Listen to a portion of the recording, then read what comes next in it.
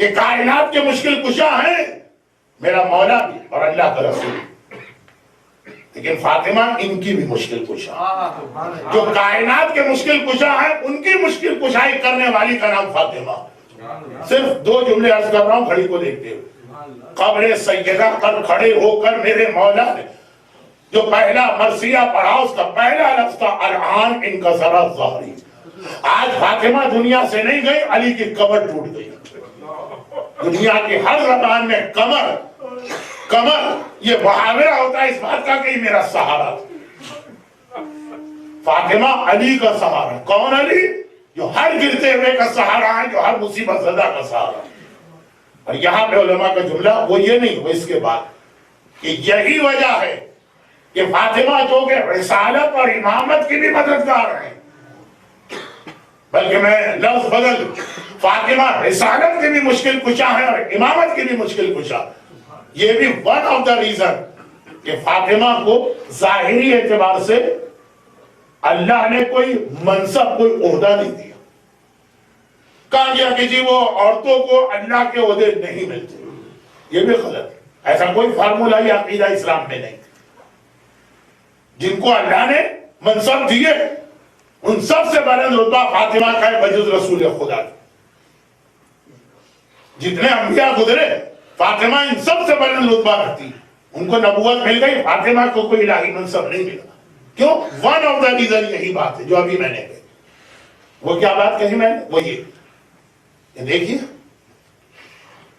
کبھی کسی شخصیت کو نیوٹرل رکھنا پڑتا تاکہ جب کبھی کوئی کنٹروورسی اور پرابلم اٹھے تو یہ نیوٹرل شخص جو ہے نا وہ کام آ سکتا۔ میں بہت زیادہ بات کو واضح نہیں کرنا چاہتا۔ فاطمہ کو منصب نہیں دیا گیا، کیوں؟ دنیا والوں کا رسول سے اختلاف صرف رسالت پر تھا۔ مکے والوں نے بار بار کہا محمد تم رسالت کا دعویٰ واپس لے لو، آج بھی تم ہمارے بھائی، آج بھی تم ہمارے دوست، آج بھی تم ہمارے ساتھی، بس ہمارے بتوں کو برا نہ کرو، اپنی رسالت کا اعلان نہ کرو۔ جھگڑا رسالت پر تھا۔ مولا سے بار بار یہ کہا گیا کہ آپ اپنی امامت کی بات نہ کریں، پھر آج بھی ہمارے سروں کے آج بھی آپ ہمارے سردار۔ مولا سے اختلاف سارا امامت پر، رسول سے اختلاف سارا رسالت پر۔ فاطمہ ان دونوں کی مشکل کشا۔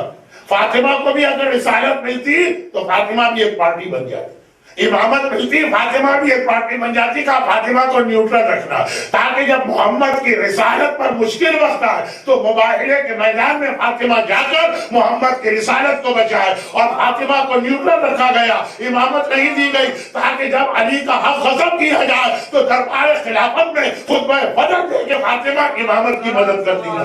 محمد وآل محمد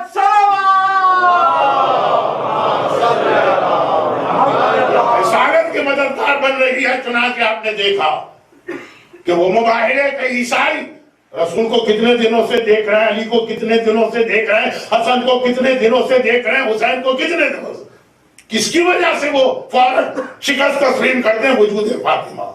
اور دربار خلافت میں فاطمہ کا خطبہ انتہائی بدترین دشمن اہل بیت نے بھی یہ لکھ دیا جو پوری ہسٹری کو ٹویسٹ کر دیتے ہیں کہ جب تک فاطمہ زندہ نہیں علی نے بیعت نہیں کی۔ ہمیں پتہ ہے کبھی نہیں کی، لیکن انتہائی جو ہسٹری کو ایک سیکنڈ میں چینج کر دیتے، ان میں بھی یہ ہمت نہیں ہوئی کہ وہ یہ کہتے کہ پیغمبر کے فوراً بعد علی نے بیعت کر کہ جب تک فاطمہ زندہ رہے۔